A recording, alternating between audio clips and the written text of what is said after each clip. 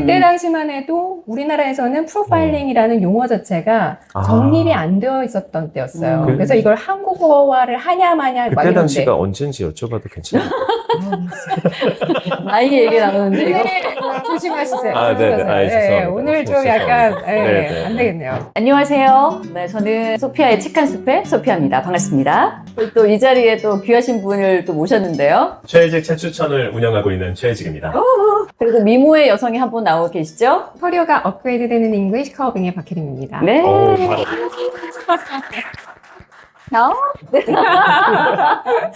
최근에 저희 이제 오징어 게임이 시리즈 3가 나오면서 이제 완결됐잖아요. 네, 그래서 그쵸. 뭐 전 세계적으로 지금 넷플릭스에서는 1위를 차지했고 난리였죠, 난리. 그 와중에 또 굉장한 호평도 있었고 네네. 네, 그래서 많은 사람들이 관심을 가지고 있는 이 오징어 게임에 대해서 이야기를 좀 나눠볼까 합니다. 그 속에 등장하는 인물들이 상당히 많잖아요. 맞습니다. 네, 이 인물들 사이에서 그 영화나 그 시리즈 안에 들어있는 그 인물들이 가지고 있는 내면, 마인드, 그리고 그 사이에서 끌어당기는 법칙들이 과연 존재할 것인가, 그리고 어떻게 우리가 또 해석해 볼 수 있을 것인가에 대해서 이야기를 좀 나눠볼까 합니다. 오징어 게임이라는 게 사실 폭력적이기도 하고 살인 행위가 너무 많이 나오잖아요. 맞아요. 그 살인 행위는 그냥 보다 보면은 적응이 돼버려서 네. 피 튀기는 건 이제 아무렇지가 않은데 심리가 미쳤어. 저는 사실 개인적으로 이런 세팅 자체가 굉장히 불편했어요. 아하. 물론 감독이나 감독님께서 이 작품을 통해서 보여주고 싶었던 것들이 분명히 있을 거예요. 이 세팅이 어떻게 보면은 악다구니를 하는 인간 세상을 이 게임이라는 설정 하에 가두어 놓고 그 안에서 사람들이 어떤 마음으로 이 게임을 참여하고 그 다음에 이걸 통해서 어떤 식의 선택을 하는 것인가 마치 트루먼 쇼처럼 그러니까 관찰하는 거잖아요.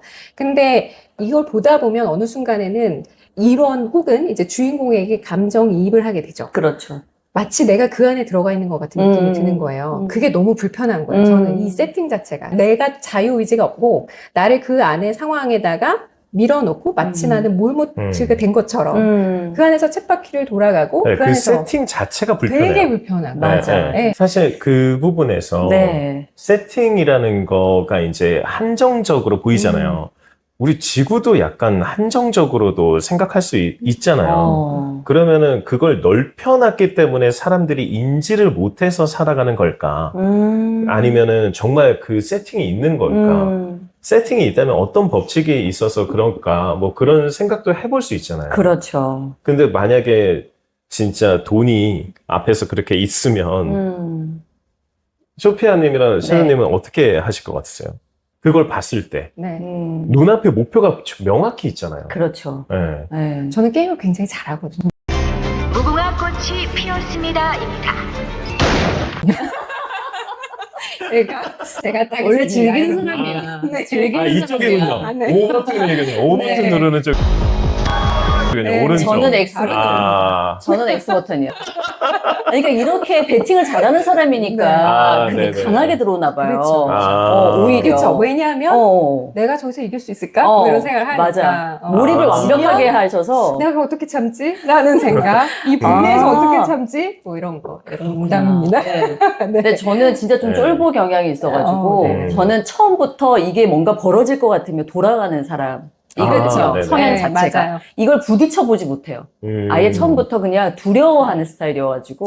제가 이제 네. 소피아님하고도 오랜 기간 알고 지내지 그렇죠. 않았습니까? 네. 근데 소피아님 같은 경우에 보면, 그러니까 오랜 시간 굉장히 경쟁이 치열한 방송국에서 생활을 하셨잖아요. 그렇죠. 네. 근데 보시면 굉장히 특이하신 게 다른 분들은 어떻게든 저 자리를 따내고자 노력을 하시는 맞아요. 것들이 많은데 그리고 네. 일상이에요. 그 세상에서는. 근데 이분은 피해갑니다. 네. 네. 신기하죠. 근데 왜냐하면 그걸 20년을 했어. 경쟁을 하고 싶지 않으니까. 네. 그렇죠. 그냥 저는 하고 싶은 게 방송이었지, 누군가와 경쟁하면서까지 이거를 가지고 가야 되나? 그러니까 말하자면 그걸 다 제쳐놓고 목표를 향해서 뛰어가야 되는 사람이 맞는데, 그래야 되는데, 그런 경쟁하는 것 자체가 좀 싫었던 것 같아요. 그러니까 이제 네. 소피아님 같은 경우에는 아예 그 게임에 참여조차 안 절대 안 하죠. 하시는 거잖아요. 네. 그렇죠? 딱지면을 만날 가능성이 없으십니다. 없어요. 저는 네. 없습니다. 네네. 네. 그냥 두 분은 이제 왠지 있을 것 같아. 열심히 그날 네. 저는 근데 방금 말씀하신 맞아. 거에서 네. 하고 싶은 게 방송이었지 네. 경쟁을 하고 싶었던 게 아니다라는 정확해요. 말이 너무 저는 좋았거든요. 왜냐면 자신의 길을 모르는 아까 제가 그 법칙이 만약에 있지 않을까 네. 세팅값이 만약에 지구로 확장되면 그걸 우리가 너무 넓기 때문에 인지를 못할 뿐이지 그런데 거기서 본인이 하고 싶은 거를 하고 있는 사람이 몇이나 될까? 맞아. 네. 그러면 하고 싶은 거를 하고 있는 사람이 있다면 그 사람은 게임에 참여하지 않겠죠. 하고 싶은 걸 자기가 하고 있는데 뭐하러 게임에 참여하겠어요. 네. 그러네요. 그 세팅값이 지구로 멀어진다면요. 근데 그게 없는 사람들이 더 절박하고 그거에 대해서 본인의 목표가 없기 때문에 뭘 해야 될지 모르는 사람들을 모아놓은 느낌인 거죠. 지금 이 자리에 계신 여러분들은 모두 감당할 수 없는 빚을 지고 삶의 벼랑 끝에 서 계신 분들입니다. 지금 우리 작가님이 말씀하신 그 얘기랑 좀 이어질 수 있을 것 같은데 질문을 제가 받아본 게 있거든요. 네네네. 네, 카이님이신데 그 뭐 딸의 암 치료비, 그다음에 아들의 빚 때문에 네. 본인의 수술비 뭐 등등의 어떤 어쩔 수 없는 그런 상황에서 처해진 상황, 욕심뿐만 아니라 이 선택을 하지 않으면 묻어 죽기 때문에 어쩔 수 없이 선택을 하게 됐는데 그 사람들이 막 다른 사람을 등쳐먹거나 욕심이 너무 많아가지고 막 자기 거를 가지려고 막 사람들을 죽이거나 하지 않은 사람들이거든요. 그야말로 선한 사람들이에요. 근데 현실을 끌어당기지 못했을까. 사실 그런 게 제일 궁금하실 것 같다는 생각이 좀 들거든요. 목표가 있으셨을까? 자신만의 길에 대해서의 그 목표를 가지고 계셨을까? 네. 이런 생각이 들었고 없으셨으니까 그러지 않았을까? 그리고 진짜 나는 착하게 살았는데 왜 이렇게 된 거야? 자기 개발을 모르셨기 때문에 그러니까 맞아. 자기 개발은 사실 네. 뭔가 자기를 개발한다는 얘기이긴 하지만 네. 자신을 알아가는 거라고 생각을 하거든요. 자신을 얼만큼 많이 아는 사람에 따라서 성공 확률이 높아진다고 저는 생각을 해요. 자기 자신을 100% 아는 사람은 없겠지만 맞아요. 자기 자신을 한 70에서 80까지만 알아도 그 사람은 자기 걸 활용할 수 있는 사람이 되기 때문에 그래서 그런 사람들이 이제 좀 더 성공을 할 수 있는데 그 이하의 그 확률에 있으셨던 분들이 대부분 또 게임에 참여하시게 되는 네. 거고 그러니까 목표가 없는 거예요. 그건 정말 인생을 공허하게 만드는 하나인 것 같아요. 완전 공허하죠. 목표가 없다는 거는. 그렇죠. 저는 살짝 다른 각도에서 그 답을 생각을 하게 되는데요. 이분들이 참여했던 이 목표가 어떤 느낌? 그러니까 나의 그 진짜 의도가 뭐였을까라는 거예요. 그러니까 일단 여기에서 이들은 가족을 위해서 혹은 다른 어떤 선한 목적을 가지고 그렇죠. 게임에 참여를 합니다. 그렇죠? 네. 겉보기에는 선해 보여요. 가족을 구하기 위해서, 같이 살기 위해서 등등. 근데 그 안에 진짜 의도가 뭐였고 내가 진짜 바라는 게 뭘까를 들여다보면 가난에서 벗어나고 싶은 거죠. 찐 의도라는 것은. 그렇죠. 그러니까 어떻게 보면 끌어당김의 법칙에서 설명을 하자면 가족을 보호하고 가족을 위한다라는 겉 의도가 있다면 그 안에서 실제로 있었던 의도는 가난에서 벗어나고 싶다. 부정적인 거예요. 그러니까 이 의도는 진실한 의도가 아니었던 거죠. 그러면 이 두 가지가 같이 옵니다. 결과적으로. 그래서 저는 이제 이 끌어당김의 법칙을 이렇게 보면 볼수록 그 내가 진짜 원하는 게 뭔가를 정말 잘 반출해보는 게 너무너무 중요하다는 생각이 들어요. 저도 그 완전 네. 공감합니다. 그러니까 거기서부터 출발을 해야 돼요. 맞아요. 순수한 네. 의도, 순수한 맞습니다. 목표 그런 네, 거. 네, 네. 자신만의 길에 있는 목표인 거죠. 네. 의도가 나에게 정말 진실한 의도인가? 이게 그러니까요. 너무 중요한 것 같은 거예요. 네네. 제가 그 책의 그 제목이 정확하게 기억은 안 나는데요. 우리나라에서도 그 번역된 책이 들어와 있는 걸로 알고 있어요. 근데 이제 저는 그 책도 책이지만, 저자분의 인터뷰를 들었습니다. 근데 이분이 뭐냐면 닥터 도티라는 분이세요. 네. 네, 본인의 자전적인 이야기를 실제로 쓰셨고, 그다음에 지금은 굉장히 명망이 높은 의사가 되셨어요. 네네네. 그런데 어렸을 때는 아주 가난하게 살았죠. 그리고 이제 혼자 있는 시간이 많았고, 그래서 이제 우연한 계기에 어른들의 어떤 그 호의를 얻게 되면서 이 아이가 어떻게 성장해 가는지 이제 그 과정에서의 어떤 끌어당김의 법칙 이런 것들을 설명을 하시는데요. 이분이 처음에 항상 두렵고 자신이 없고 그다음에 어린아이였기 때문에 그리고 아무도 나를 뭔가 사랑해 주는 것 같지 않고 이런 상황이었는데 마술 가게를 우연하게 들어갑니다. 그래서 거기에서 주인과 이야기를 하면서 그 내면의 상처를 좀 치유하는 그런 과정을 겪게 돼요. 근데 거기에서 그 주인분이 어떤 질문을 하냐면 여러 가지 질문을 던져요. 그거는 왜 그렇게 하고 싶어? 뭐 그게 왜 너한테 중요해? 그럼 너는 뭐 무엇을 바래? 등등의 계속 이어지는 질문을 하는 거예요. 그러니까 이제 그걸 통해서 그 안에 기저에 내가 이걸 왜 중요하게 생각하고, 그 다음에 거기에 얽혀 있는 나의 감정적인 그 무언가는 무엇이고, 이런 것들을 알아가게 되는 거죠. 생기죠. 그러니까 가장 그게 딱 깊이 내면 맞습니다. 속에 이게 있는 그 진짜 질문. 맞아요. 남이 물어봐 주는 게 정말 그 사람이 있다는 건 진짜 행운이에요. 행운이에요. 네. 맞아요.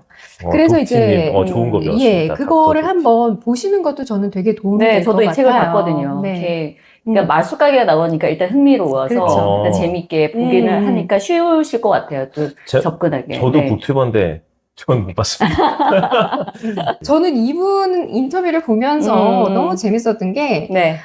그렇게 많이 우세요. 그러니까 인터뷰를 하면서. 하시면서요? 네. 그 이제 아주 연배가 있으신 그리고 사회적인 어떤 위치가 굉장히 높아지신 분임에도 불구하고 와. 굉장히 진심으로 이야기한다는 생각이 들어요. 그러니까 자기 어떤 기저를 건드리는 이야기가 계속 나오니까 눈물이 나오는 것 같아요. 맞아요. 그건 진짜 대단한 거예요. 네네. 왜냐면은 보통 그렇게 권위가 올라가고 위치가 올라가면 그 자기 기저에 있는 거를 숨기려 해요. 그렇죠. 왜냐하면 약해 보일까봐. 맞아요. 그렇잖아요. 네, 근데 네. 그거를 계속 건드리면서 공감대도 끌어내는데 본인이 또 그거를 혼자 건드리는 게 솔직히 어떤 시간이 지나면 시간이 약이라고 네네. 좀 무뎌지잖아요. 자신의 감정도. 근데 그분은 계속 그 감정이 고스란히 남아있는 거네요. 그렇죠. 이 그런 얘기도 있잖아요. 의도를 가지려면 감정을 활용하라라고. Talkspace. 그래서 앞서 이 상대방이 질문을 끊임없이 해주면서 자기가 진짜 뭘 원하고 뭘 맞아요. 목표로 가지고 있다는 그 얘기를 해주셨잖아요. 네. 그때 우리 같이 인터뷰했을 때도 명상이 어떻게 시작하느냐, 어떻게 네네네. 도입하느냐고 말씀해 주셨을 때 그때 네네. 질문을 하라고 하셨잖아요. 네네. 네. 저는 누가 질문을 해준 적이 없어서 제 스스로. 저는 그때 네. 이후로도 작가님이 읽어주신 그 명상 가지고 아침 저녁으로 명상을 하고 있는데 맞아요. 그렇게 조용히 잠들고 자기 스스로를 찾아낼 수 있는 그런 질문들은 어떻게 찾아내면 좋아요? 일단 저는 네. 제가 살고 싶은 거 할 수 있냐고 물어봤어요. 사람이 물어본 적이 없어요. 스스로에게. 보통은. 근데 그 물어보면 당연히 그 한계를 지었던 옛날 생각이 떠올라요. 네. 그러면 왜 그런데라고 계속 꼬리에 꼬리를 물면 얘가 갑자기 말문이 얘도 막히는지 생각이 안 날 때가 있어요. 그럼요. 네. 나한테 계속 물어보는 거잖아요. 계속. 그렇죠. 저를 저울질하면서. 결국에는 갑자기 얘도 말문이 막혀. 너도 계속 물어보니까 결국 말을 못하는 건 알맹이가 없다는 소리잖아. 그러면 알맹이는 대체 뭐야? 이렇게 물어보게 됐을 때 그때 이제 어디선가 뭔가 신호가 오든가 아니면은 뭐 아이디어처럼 떠오르든가 그렇게 되는 것 같아요. 끌어당김을 제대로 한번 해보려면 네네. 끝까지 바닥이 날 때까지 질문을 네네. 하는 그냥 것이 계속이요, 되게 계속. 필요한 부분이 그 대답이 이제 오는데 네. 근데 이제는 제가 그렇게 했으니까 이 자아도 약간 방어막이 생겼나 봐요. 어떤 느낌이냐면 돼. 건성으로 안 되는데 그냥 된다고 얘기해. 네, 그냥 돼 하고 왜 되는데 하면 얘는 또 말문이 없어지는 거예요. 그러면 이제 제가 거기를 찾아야죠. 네. 제가 느끼기에 그건 뭐냐면 higher self라고 해가지고 약간 상위자 개념이지 않을까라는 생각이 들어요. 어느 순간에 나한테 툭 질문을 던져주는 어떤 그런 존재가 있다라고 저는 사실은 믿거든요. 네, 저도 믿어요. 그쵸. 네. 그래서 그럴 때 뭔가가 막 풀리지 않는 경우가 있어요. 그런데 어느 순간 갑자기 마음에서 유레카처럼 뭐가 탁 떠올라요. 저는 그때가 바로 그 상위자하고 연결되는 순간이 아닐까라는 생각이 들거든요. 근데 최근에도 저도 그런 경험이 사실 있었고, 그걸 통해서 되게 고착화된 어떤 상황을 잘 풀어낼 수 있었어요. 관점을 바꾸게 되고, 프레임을 전환하게 되고, 그래서 그 상황이 풀렸거든요. 그래서 그런 과정이 굉장히 좀 신기하다고 느껴져요. 어느 순간 갑자기 마음속에서 질문이 떠올라요.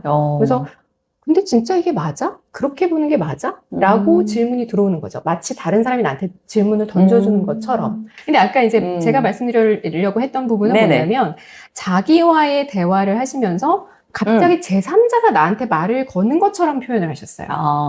느끼셨어요? 네네네. 느끼셨어요? 혜지가 저는 그렇게 지금 해요. 뭐 하고 있니? 네. 이렇게. 그러니까 뭔가 네. 자기를 객관화하는 거죠. 네, 객관화해서 나와 또 다른 관찰자 나가, 그렇죠. 네. 관찰자 입장. 실제로 그 개념이 있습니다. 그렇죠? 관찰자 효과, 뭐 이런 것들도 이야기할 심리학 수 있고요. 용어로도 있으니까요. 그렇죠. 예.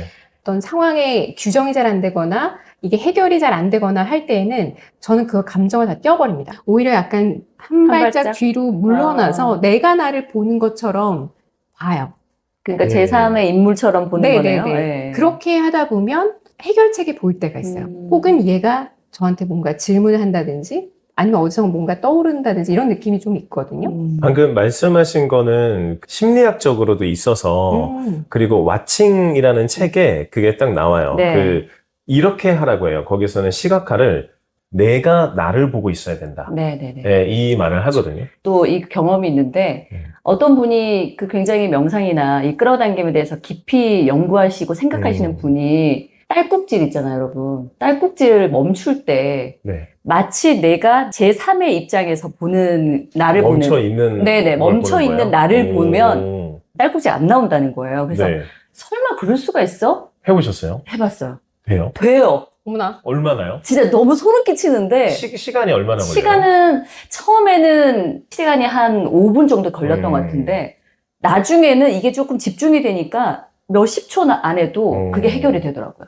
딸꾹질이 굉장히 심할 때 저를 그냥 딸꾹질이 멈춰있는 나의 모습을 제대로 보고 나를 명상화한 느낌 있잖아요. 이렇게 네네. 시각화하는 느낌. 제3의 인물로 보는 느낌. 보면 딸꾹질이 그 사이 멈춰버려요. 그거 신기해요. 여러분 꼭 한번 해보세요. 진짜 딸꾹질. 너무 신기한 게 이렇게 작은 게 된다는 거는 된다니까요. 큰 것도 된다는 얘기잖아요. 그러니까요. 네. 큰 건 시도는 안 해봤어요. 해보려고 했거든요. 네. 아, 이게 되면 된다. 그러면 예를 들어 뭐 엄청 승진한 나를 본다거나 네네. 돈이 많아진 나를 본다거나 네. 그런 것들은 상상해봤는데 그건 욕심이었겠죠? 아니죠. 그건 네, 한계를 그것도 지으신 시간- 것 네, 같은데. 그거는 좀 맞아요. 안 되더라고요. 그래요? 거울 치료 같은 느낌도 있을까요? 그럴까? 그러니까 네. 자기가 자신을 보는 거잖아요. 네네네네. 그 아기가 울 때 네. 아기가 아빠 앞에서 우는데 음. 아빠도 잠깐만 이제 내 차례야 하고 막 울어요. 그러면 애가 벙쪄서 있거든요. 뭐지? 그다음에 이제 네 차례야 하면 이렇게 안 울어요. 네, 그런 느낌일까요? 아이는 관찰자 그냥 효과. 어이가 없는 거 아닐까요? 아빠, 네, 어이없죠. 뭐야, 저 아저씨. 그렇게 이런 거 하면 아닐까요? 그렇게 한 다음에 아빠가 이제 물어요. 너 차례인데 왜 안 울어? 하면 나 안 울고 싶어. 거울 치료가 이미 된 거죠. 아빠가 우는 걸 본 거니까.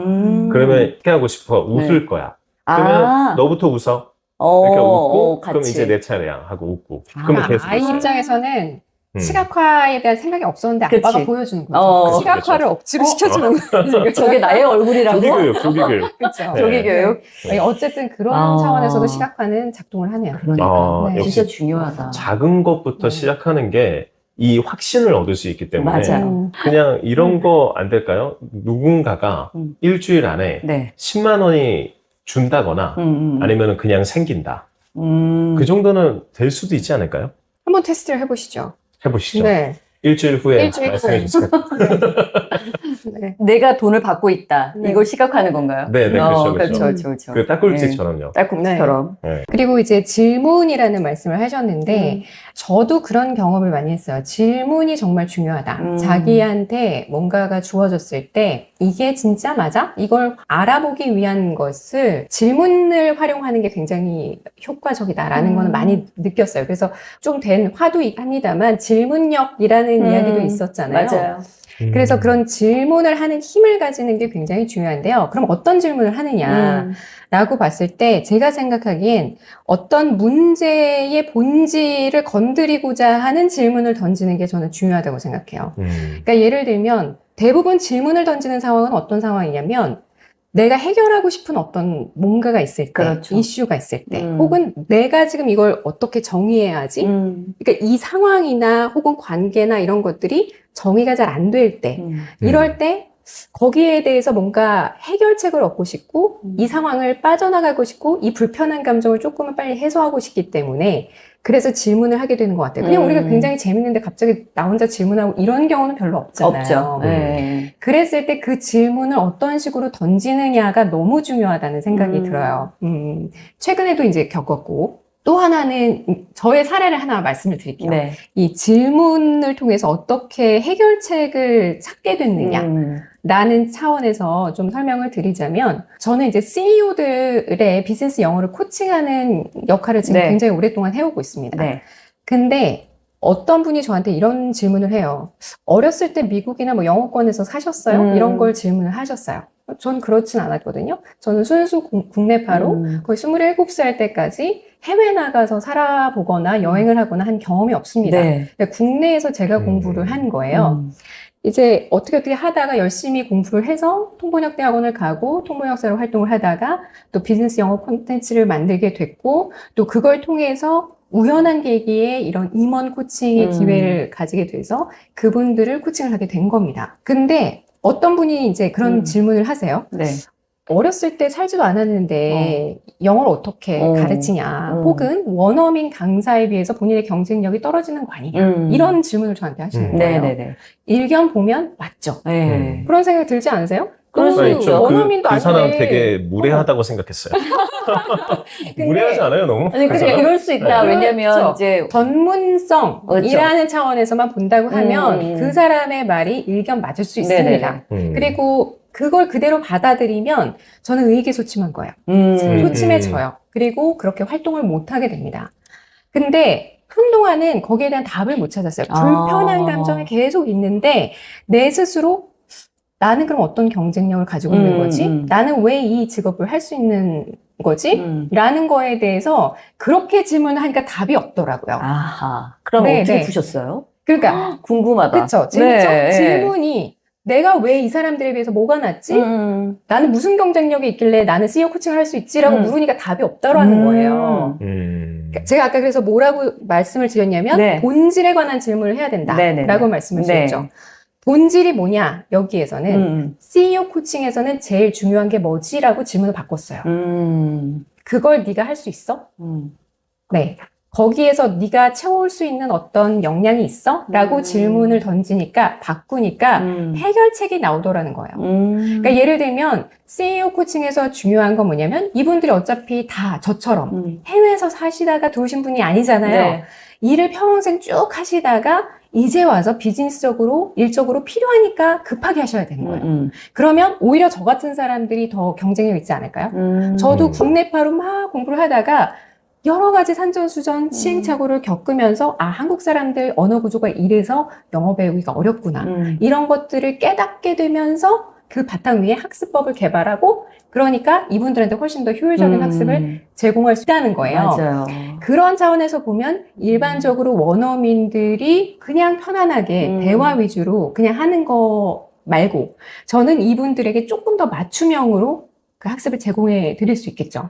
그러니까 그렇게 바꾸니까 굉장히 달라지더라는 거예요. 그러니까 이거를 사실은 맞아요. 예. 명상이라든가 마음이라든가 뭐 이런 이야기를 하고 있는데 일론 머스크도 이런 이야기를 했어요. 그 어떤 그쵸, 질문이라든가 뭔가에 대해서 그 해결책을 찾기 위해서는 first principles라고 이야기를 했는데 뭐예요? 가장 본질적인 네. 가장 근원에 관련된 질문을 던져야 문제 해결을 할 수 있다. 라는 얘기예요. 이 시간은 영어도 가능합니다, 여러분. 네. 영어 이해가시죠? 학습도 가능한 다음 시간이에요. 단어 좀. 네. first 다음에. first이 뭐라고 했죠? First 그러니까요. principles. 아, 원리. principles. 네네, 원리. 네. 네네네. 영어 단어 쓰실 수 있어요? 네, 이게 원리잖아요, 원리. 그렇죠, 그죠? 원리. 네. 네네네. 네, 그 뭔지 정확하게 본토 발음을 알겠어요. 하시니까 네. 뭔가 네. 근데 이 본질에 대한 질문이 너무 중요하다라는 말씀을 드리고 싶었고요. 맞아요. 그게 아까 말씀하셨던 그 닥터 도티가 네. 본인의 기저를 계속 건드리는 게 바로 본질이잖아요. 맞습니다. 그렇죠. 네. 그거네요. 네. 맞아요. 와, 오늘 네네. 또 좋은 거 배워가겠습니다. 그러니까 우리가 생각하는 그 질문들이라는 게 네. 지금 우리 셰나님도 얘기해 주셨지만 자기의 어떤 열등감 등을 없애기 위해서 내가 더 잘하는 거, 더 좋은 것, 이런 것들을 계속 욕심을 가지고 질문을 하면 이게 답이 없는 거예요. 어떤 업의 본질이라고 한다면 여기에서 내가 뭘 잘하지? 이거는 오히려 문제에서 살짝 벗어난다. 그렇죠. 그거보다는 여기에서 중요한 게 뭐지? 이걸 생각하는 거죠. 오히려 가장 현실 근원적인 거. 네, 질문, 그렇죠. 근본적인 질문. 네네. 저는 중요하네요. 약간 네. 이거를 알기 위해서 제가 잘하는 게 뭐지라고 하면 안 떠올라요. 맞아요. 왜 어떤 그렇죠. 사람이든 어찌 보면 아마 안 이런 떠올 것도 거예요. 욕심인 건가?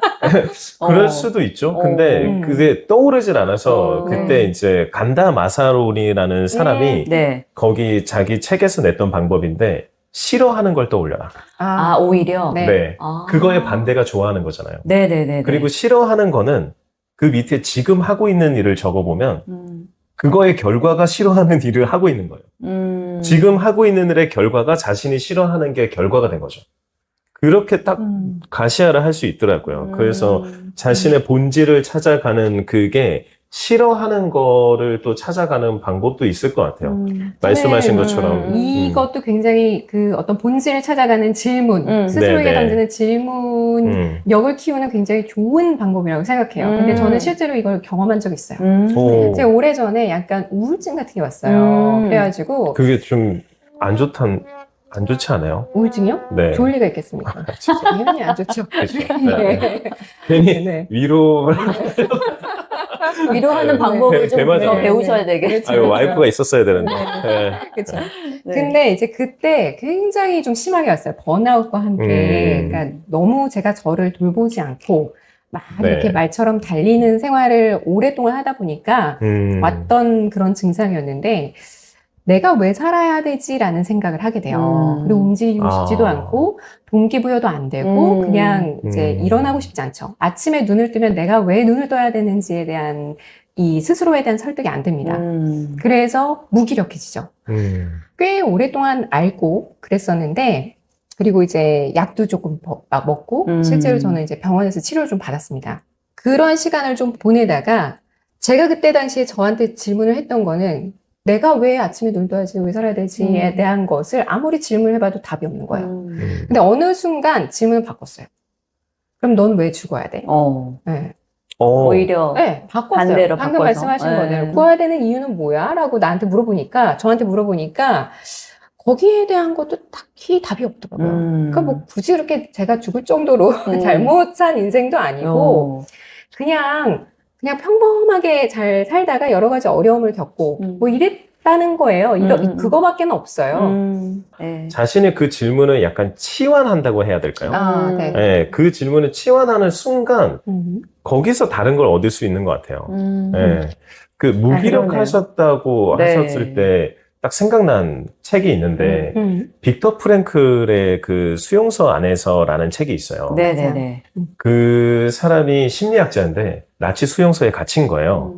근데 그 사람이 그 관찰을 했던 게 눈빛을 잃고 무기력해지고 희망이 점점 없는 사람은 다음날 이제 수용소에서 그렇게 안 좋게 되고 생기를 잃지 않는 사람은 결국 나갈 수 있었다. 관찰했던 거를 그렇게 또 책으로 내기도 했거든요. 그리고 또 어떻게 또 잘 견디신 것 같아서 위로하고 싶으신 거죠?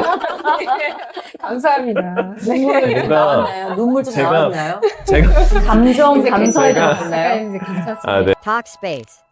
뭔가 이 상황이나 어려움이나 이걸 극복하기 위해서 네. 상황을 정의를 하기 위해서 필요한 것은 질문력인데 그 질문력을 잘 발휘하기 위해서는 말씀하신 대로 치환, 혹은 네. 뒤집어 보는 것 이런 것들도 본질을 찾아 들어가는데 굉장히 도움이 많이 되는 그러네요. 질문 방법인 것 같다라는 네네네. 말씀이 들고요.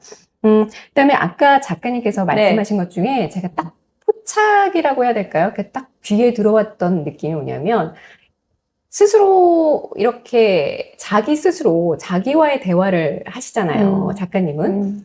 근데 그러는데 약간 미친놈 같긴 하네요. 아니요. 근데 저는 사실 그게 굉장히 유용하다고 생각해요. 뭐 이것도 조금 약간 벗어난 얘기일 수도 있지만 그러니까 영어 공부를 많이 하거나 그다음에 영어로 내가 이렇게 쭈르륵 말하고 싶어요. 그럼 머릿속에서 그 상황을 저는 좀 시각화를 해요. 그래서 그 안에서 내가 얘기를 한번 해보는 거예요. 네네네네. 네. 아, 시뮬레이션을 먼저 먼저 하는 돌리신다고요? 거예요. 근데 저는 진짜 이거 많이 다양한 하거든요. 아, 저도 그렇구나. 진짜 많이 해요. 정말 조심하셔야 돼요. 왜냐면 네네. 공중 화장실 이런 공공 장소에서 갑자기 돌아가는 경우가 있습니다. 갑자기 그게 왜요? 네. 뭐야 이게? 그러니까 옆에서 뭐 손 씻으면서 하세요? 이렇게 이상하게 쳐다보는 사람들이 아, 이렇게 되는 거예요. 머리로만 하시는 게 아니라 직접 실제로 말도 말이 하신다고요? 나오는 거죠. 실제로. 네. 아, 진짜요? 그냥 계속 생각하고 있으니까 그냥 네. 툭 나오는 거예요. 오늘 아침에 들었던 노래가 이렇게 흥얼흥얼 계속 나오는 거리는 거죠. 거랑 똑같은 느낌인데 네. 계속 강의를 할 때 이 오프닝으로 들어가야지라는 생각을 계속 하고 있으면 아. 갑자기 손을 씻다가 자 여러분 이래서 어떻게 되면 이거를 실제로 그냥 툭 나와지는 거예요. 그러니까 머릿속에 있는 그 음악이 그냥 그렇죠. 나오듯이 멘트가 나와요. 옆에서 저도 보는 진짜 많이 사람들은 해요. 아, 저 사람 귀신 들렸구나라고 아, 느낄 수 약간 있어요. 저는 이거 남녀의 차이일 수 있다고 생각해요. 아 그래요? 네, 네. 그 와이프도 갑자기 말을 하는데 음. 본인 생각의 흐름인데 그래서 나한테 맞춰달라고 하니까 그게 뭔 소리인지 모르니까 아. 이게 뭐라고 해야 될지 저도 좀 그런 편이에요. 네. 운전을 보통- 하고 있는데 네, 저희 네. 신랑이 운전하고 있었거든요. 저는 제 흐름에 맞춰서 네. 갑자기 그냥 얘기를 한 건데 네네. 갑자기 앞뒤가 운전하다 없잖아요. 뜬금없이 무슨 얘기야? 이분 오늘 집에 가셔서 괜찮으시겠어요? 아. 네. 갑자기 그런 생각. 네. 맞아요. 아, 이거는 근데 네. 그 와이프도 알면 좋겠다. 네. 알면은 서로가 더 좋지 않을까. 아, 네. 그러니까 깊이 몰입해 있기 때문에. 그렇죠. 네, 네, 그래서 네. 머릿속에 계속 그렇구나. 이 시각화랑 이게 굉장히 중요하다고 저도 생각하거든요. 네, 맞아요, 맞아요. 네, 네. 진짜. 그쵸. 그러니까 네. 정말 조심하기는 해야 돼요. 그쵸. 공공장소에서 갑자기 시각화를 하지 말자. 네네네네. 툭 나온다. 맞아. 라는 거예요. 근데 사실 오징어 게임에서도 네. 이 저는 시각화가 굉장히 많이 작용을 했다고 생각해요. 자기 확언과 더불어서 이 시각화가 굉장히 강력하게 작용을 한 게 아닌가라는 생각이 들거든요. 네네. 그러니까 성기훈의 경우를 보자면 그렇게 된 것 같다는 생각이 저는 들었어요. 네네. 처음에 사실 성기훈 주인공이 오징어 게임에 참여를 할 때에는 어쩔 수 없이 들어간 거잖아요. 그렇죠. 지금의 이 현실이 너무나 열악하고 이것보다 더 나빠질 수 없다라고 생각했기 때문에 그냥 해보자 맞아요. 해가지고 들어간 건데 네네. 점점 가면 갈수록 이 사람은 자기만을 위한 게임을 하는 게 아니라 남을 위하는 존재로 바뀌어갑니다. 그렇죠. 그렇죠? 태도가 바뀌고 행동이 바뀌는 것을 우리가 볼 수가 있어요. 그리고 마지막에 그 시즌 2에서 보시면 나는 이 게임을 끝낼 것이다라는 이야기를 하잖아요. 맞아요. 그러니까 이 게임을 끝내려고 오히려 상금도 포기하고 뭐 이렇게 하는 거를 보게 됩니다. 결국은 그래서 성공을 했죠. 그 게임에 대해서 그러니까 본인이 원하는 것. 성기훈은 내가 이 게임을 끝낸다라는 것에 대한 확실한 의도 세팅이 됐어요. 그렇죠. 그리고 왜 그걸 해야 하는지에 대해서도 진실한 의도가 있었죠. 그리고 거기에 대한 확언을 했고 그걸 통해서 강력한 에너지를 만들었고 그 다음에 그걸 시각화를 아마도 했을 거예요. 확언과 더불어서 이 게임이 끝나는 어떤 시각화를 했을 거라고 생각해요. 그러다 보니까 결과적으로는 그 게임 모두가 불행할 수밖에 없는, 모두가 서로 경쟁하게 만드는 이 비인간적인 세팅이 파괴가 되는, 거기에 아주 핵심적인 역할을 하는 사람이 되지 않았을까라는 생각이 들거든요. 네네네. Talkspace. 여러분, 다음에 소피아 책 한 숲에서 만나요. 여러분, 이쪽으로 놀러 오세요. 이렇게 하는 거 맞아요? 네. 다음 화는 말씀을. 소피아의 책 한 숲에서. 아이돌이 되고 싶었던